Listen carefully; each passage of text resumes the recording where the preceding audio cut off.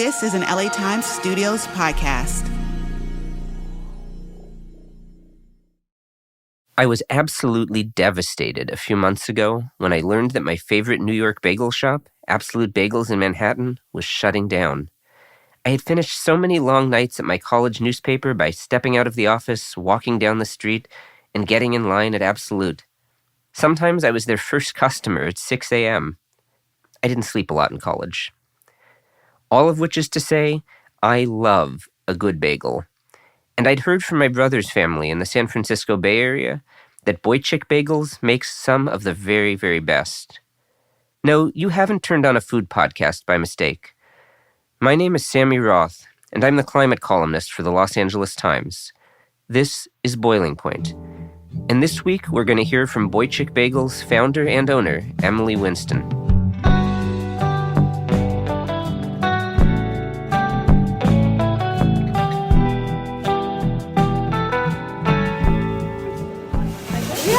Water here, and the water is chemically similar to New York. We're not like that different from New York's water. Winston gave me a tour of her bagel factory in November, a few weeks after the election. She had just finished campaigning against a local ballot measure in the city of Berkeley that supporters said would have helped fight climate change. The ballot measure would have taxed natural gas consumption in large buildings. That would have been good for the planet and for human health, because natural gas is a fossil fuel. But the ballot measure could have been hard on business owners like Emily, who said they had no easy way to switch from gas to electric appliances. Good manufacturing processes. I know, there's a lot of things. See, according to Emily, it's not actually the water that makes a great bagel. A lot of it is the gas kettles and ovens. That's the way it's always been done. And at Boichik, Emily does things the way they've always been done. It's a Jewish-themed place. Yiddish name and a mezuzah on the door. Yeah. Climate change is a political and public policy problem, for sure. But it's also a cultural problem. We need to start living our lives differently. We need to find ways to live with bigger wildfires and less reliable water supplies, even if that means designing our homes and our neighborhoods a little bit differently. And just as important, we need to stop global warming from getting too much worse, which means using less plastic, and driving electric cars, and eating less meat. And then there's cooking, which is why I was so eager to talk with Emily. I wanted to ask her, is it possible to make a perfect bagel with electricity instead of gas? For now, at least, Berkeley residents don't have to answer that question. The ballot measure didn't pass, partly because Boichik and other prominent businesses campaigned so hard against it. But this question isn't going away, not in our lifetimes. So let's hear what Emily had to say about climate change and bagels.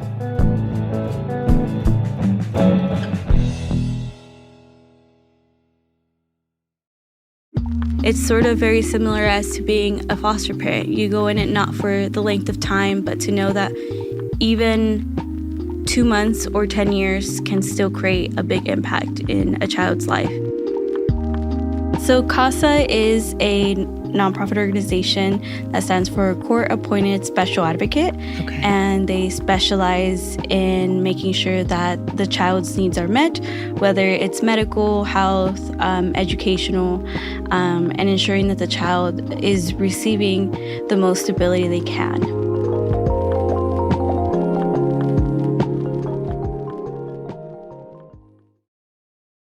Emily Winston, thank you for being with us on the Boiling Point podcast. You're welcome. Happy to be here.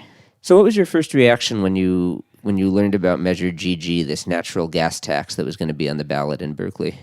My first reaction was, what? And let me see the details, because I want to know what exactly we're looking at here.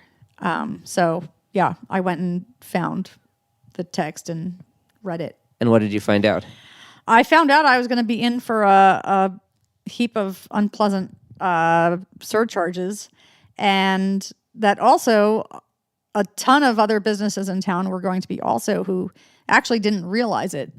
There were a number of other business owners, because I know a lot of people in the food space in town, who I reached out to and said, hey, do you know about this?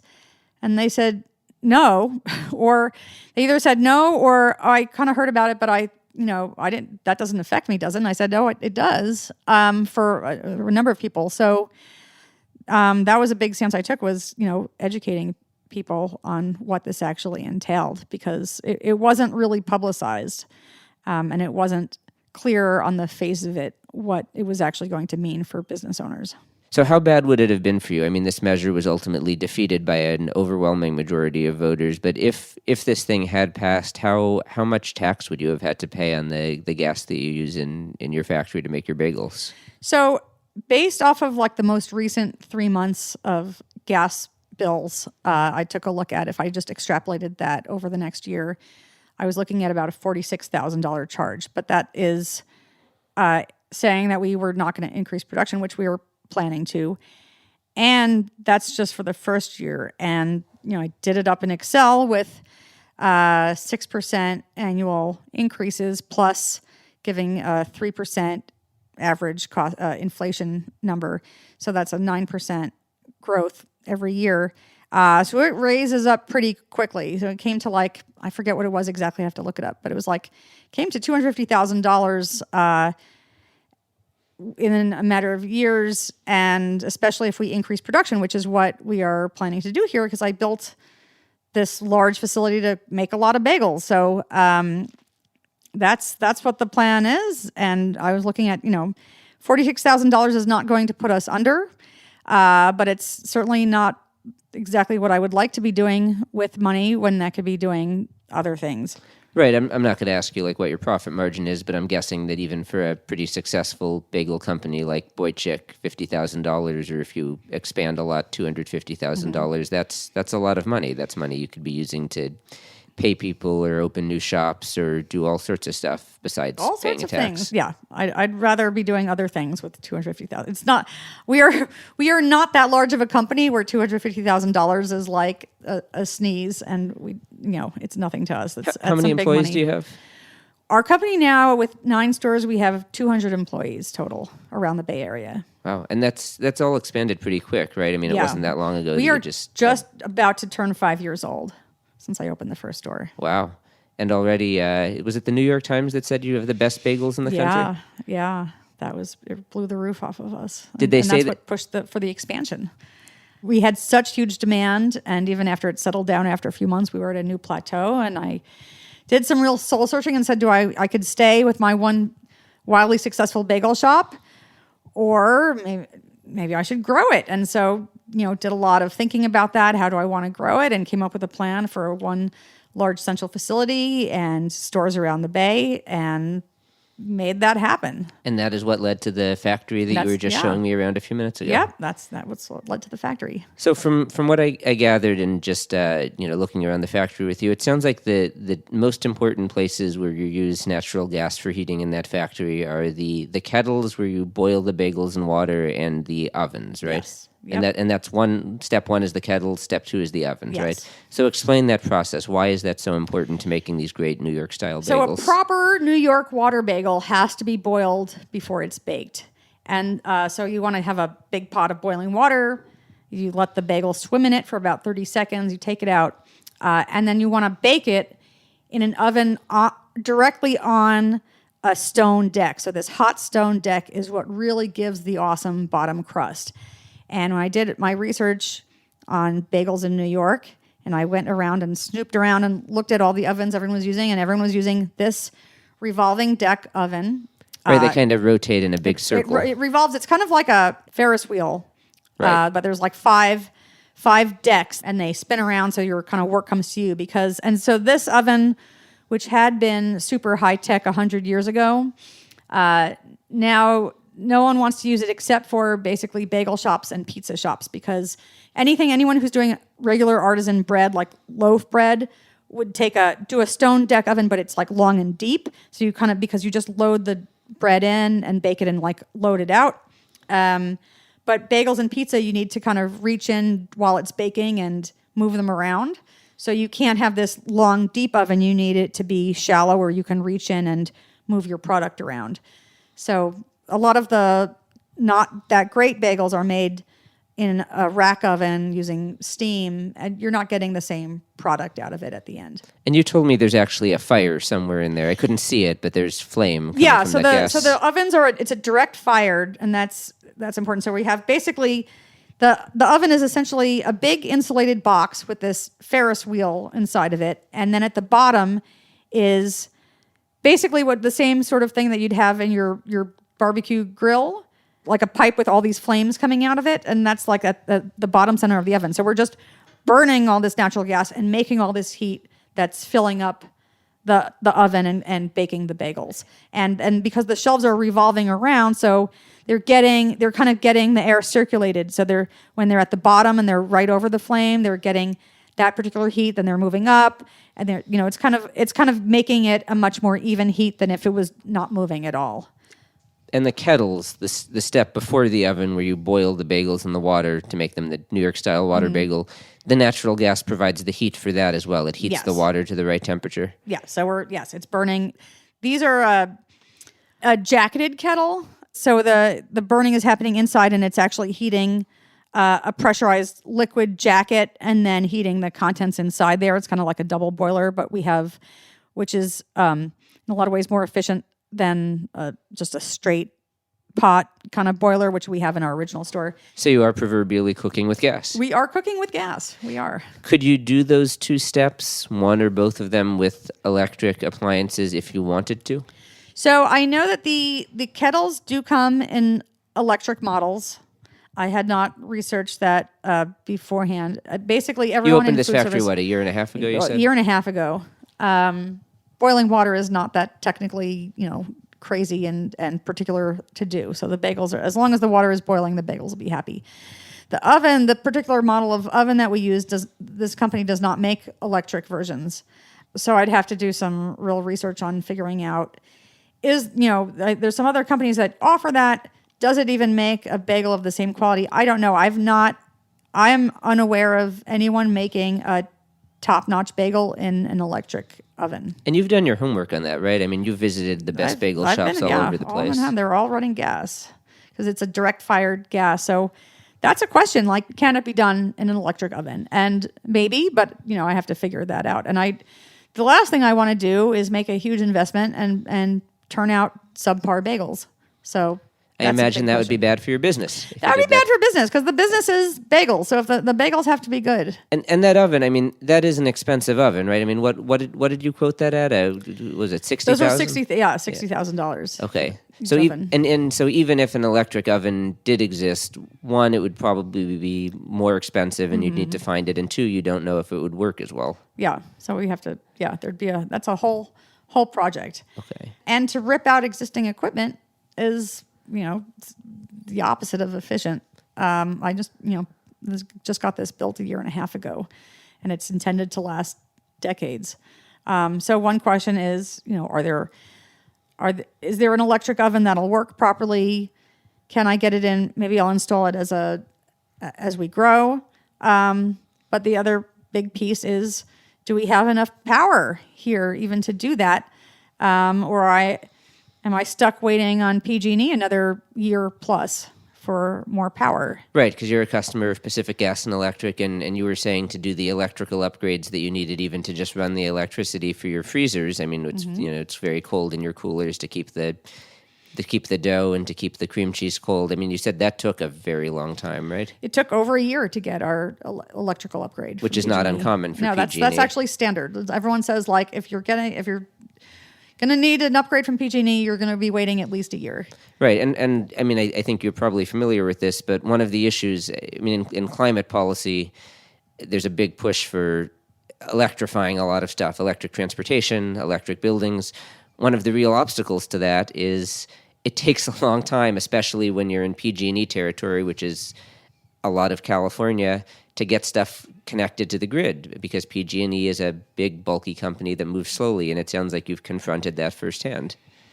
Yeah, it would be lovely if we could snap our fingers and have the grid be 100% renewable and clean, and everyone has upgraded to have as much clean power as they want. But unfortunately, that does not happen with PG&E. So you campaigned against Measure GG. In fact, that's how I learned about. That's how I decided to come talk to you, or decided I wanted to come talk to you. I think I read I think it was a Berkeley side article where I saw that you had gone and made a pitch to the city council that this was a bad idea. You know, what would you have done if this measure had passed? What would that have meant for your business? I mean that we'd be looking at paying a penalty for probably at least a few years. So it would be starting at. Given our current usage, we're looking at at least a $46,000 a year penalty that'll grow at about 9% a year. And that's without doing any more production. But of course, I just built this a year and a half ago, and we're planning to make a lot more bagels. So as we, increase our production, that takes more gas, and then our penalty bill goes up, and it's growing at 9%. So what right now is basically a tripling of natural gas price would go, but at the end of its term at 2050 turns into a 9x whatever your natural gas bill is. Do you think you would have stayed in business? I mean, would you have figured out a way to deal with it? Well, at least in the short term, we would just be paying the bill, and that would be money that's going to that and not to other things. It's not like it would. We're in a better position than a lot of other people that would be affected by this bill in town. Where we are running a profitable business. One of the things I did was go out and educate a lot of other people that did not know and for whom it would be catastrophic. What would your advice be? I mean, and go in whatever direction you want with this question, but for people in other cities because Berkeley's kind of a trendsetter in this regard, right? When Berkeley in 2019 was the first city to pass a measure saying no gas in new buildings, which was ultimately thrown out in court as a result of a lawsuit. But other cities went and did the same thing, dozens of other cities in California and around the country. What would be your advice for people in other cities who are working on climate change and who are interested in trying to convert new and existing buildings from gas to electric? Based on your experience here, what would you tell them? What would you say, to those folks? What should they be thinking about from your perspective? I think you need to be sensitive to the fact that not everything that's running on gas is a hot water heater. That's the first thing, because I think these bills are generally written with that in mind, that it's like, what's the big deal? Just replace your hot water heater. But there's a lot of very specialized equipment out there.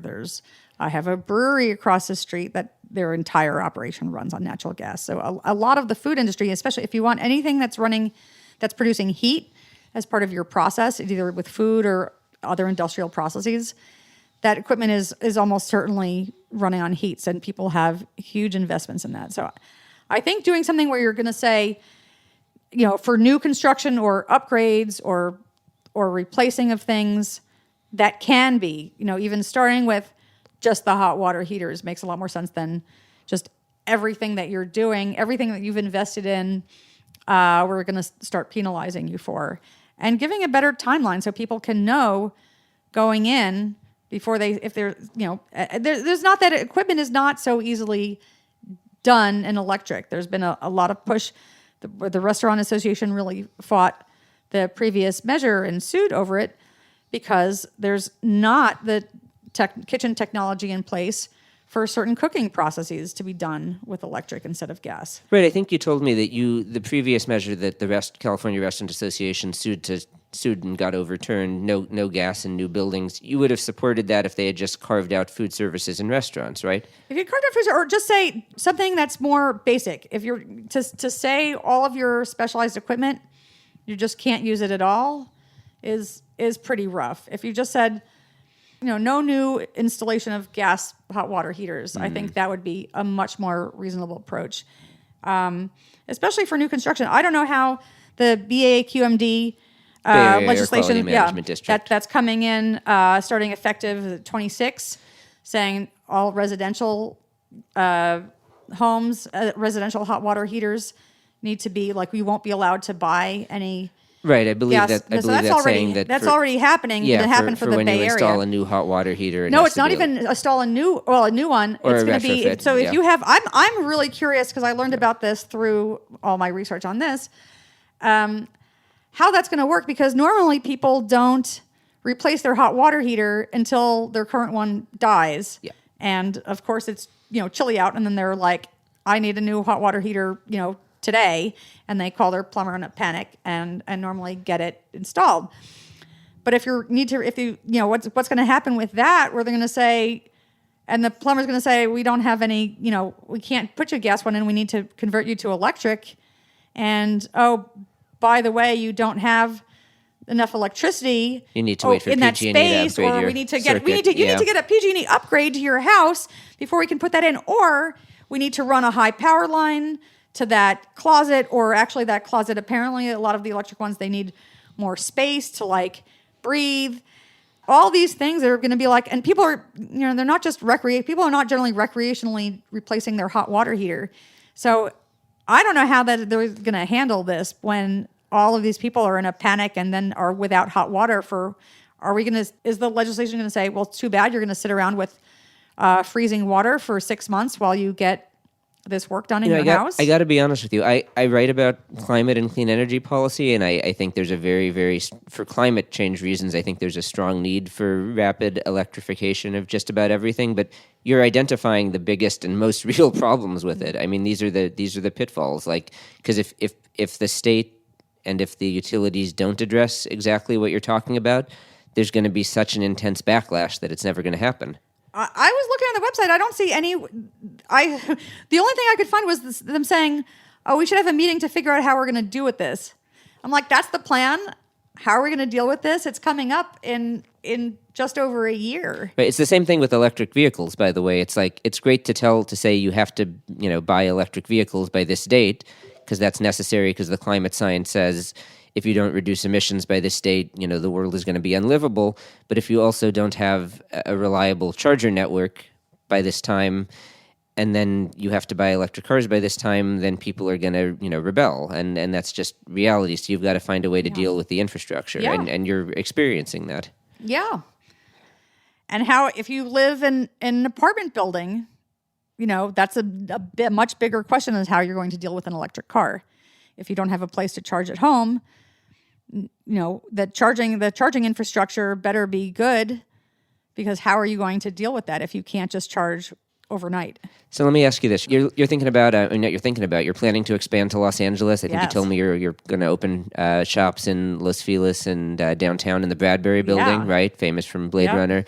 The state is moving in the direction of trying to incentivize all electric buildings, not requiring it, but incentivizing it. Any chance that you'll be thinking about more electric equipment down there? I think that's going on my research list.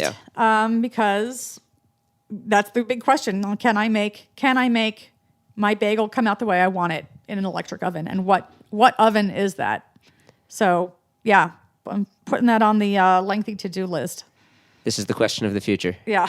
Emily, thank you very much for your time. You're welcome. Some good news for those of you who live in Southern California. Boichik just opened its first shop outside the Bay Area, and it's on Hollywood Boulevard in Los Feliz.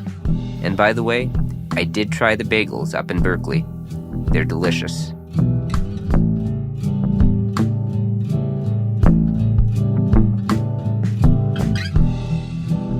Thank you for listening to Boiling Point. I'm your host, Sammy Roth. My producers are Mary Knopf and Jonathan Shiflett. Sound design and original music by Jonathan Shiflett. Elijah Wolfson is our editor. Denise Callahan is our studio manager. Ben Church is our production manager. Nick Norton is our engineer. Special thanks to LA Times studio president Anna Magzanian, president and chief operating officer of the Los Angeles Times Chris Argentieri, and executive editor of the Los Angeles Times Terry Tang. Boiling Point is executive produced by Darius Derrickson and created by me, Sammy Roth.